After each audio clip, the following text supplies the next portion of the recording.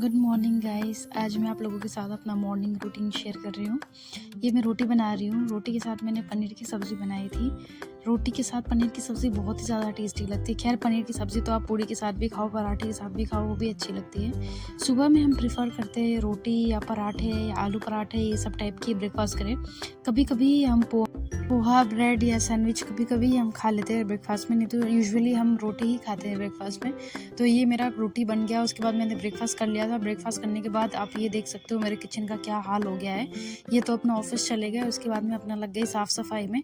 रोज़ मुझे ये सब साफ़ करने में कम से कम 1 घंटा तो लग ही जाता है। रोटी मैं नीचे ही स्लैब पे ही बनाती हूँ, क्योंकि मैं चकले पे नहीं बना पाती, क्योंकि उस पर बहुत ठक ठक सा और स्लिप करता है मेरे से। तो मैं स्लैब पे बनाती हूँ, तो उसकी वजह से क्या होता है ना, बहुत ज़्यादा आटे ऊपर बिखर जाते हैं गैस पे।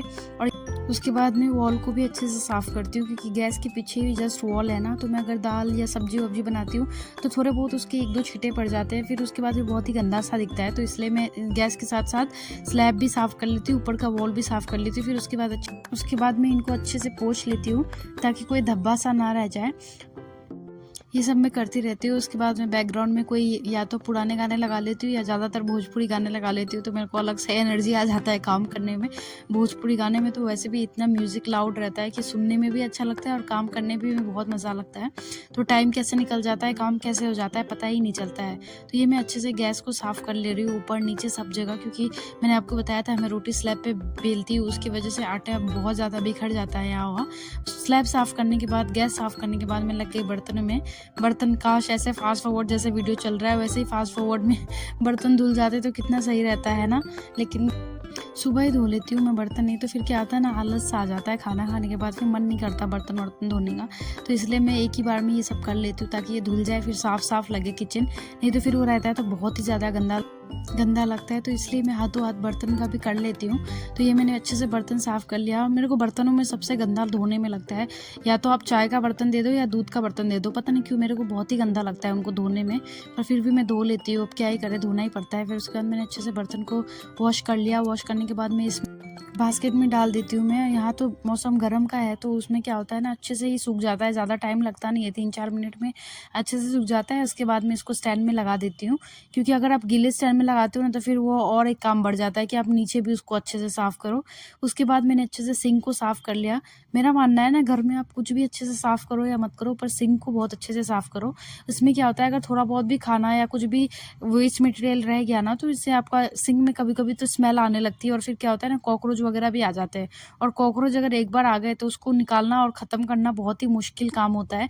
इसलिए मैं यूजुअली जब भी बर्तन धोती हूँ, जितने बार भी बर्तन धोती हूँ, एक प्लेट भी क्यों ना धोऊँ, तो मैंने सिंक को उस टाइम में साफ़ करती हूँ। उसके बाद मेरा काम आ गया डस्टिंग का।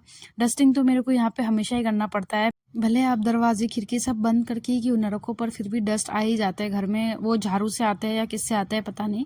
ये सब डस्टिंग होने के बाद फिर झाड़ू पोछा होता है, तो सही रहता है। एक बार में आप ऊपर ऊपर सब साफ़ कर लो, उसके बाद नीचे से अच्छे से झाड़ू करने के बाद पोछा वोछा लगा लो, तो घर एकदम साफ़ रहता है, इतना कोई परेशानी नहीं होती है। और अगर आप हर वीक डस्टिंग करते हो ना, या हर दिन डस्टिंग करते हो, तो वो फिर ज़्यादा ना उसमें डस्ट रहता नहीं है, तो अच्छे से ही साफ़ रहता है।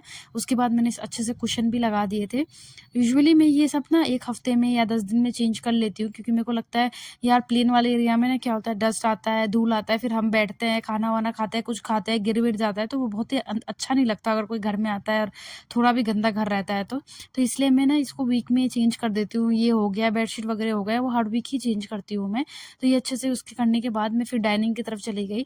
ये अभी जस्ट हमने इस पे ब्रेकफास्ट किया था, तो सारा बिखरा पड़ा है सामान, तो मैं एक एक करके पहले सामान उठाऊंगी, फिर अच्छे से इसको भी डस्टिंग करूँगी। डाइनिंग के डस्टिंग के बाद चेयर को भी अच्छे से डस्टिंग करूँगी, क्योंकि क्या वही सेम प्रॉब्लम, झाड़ू-वारू लगता है घर में, तो उसकी वजह से क्या होता है, डस्ट उड़ के डस्ट चिपक जाता है। तो इसलिए अच्छे से मैंने चेयर को भी डस्टिंग कर लिया। उसके बाद मैं टेबल को भी अच्छे से डस्टिंग कर लेती हूँ। और ये आप देख लो मेरा किचन कितना चमक रहा है। और किचन ऐसा साफ़ रहता है तो काम करने में भी बहुत मन लगता है। आप देख लो, यहाँ मौसम ऐसा है कि बर्तन भी सूख गए 1 मिनट में।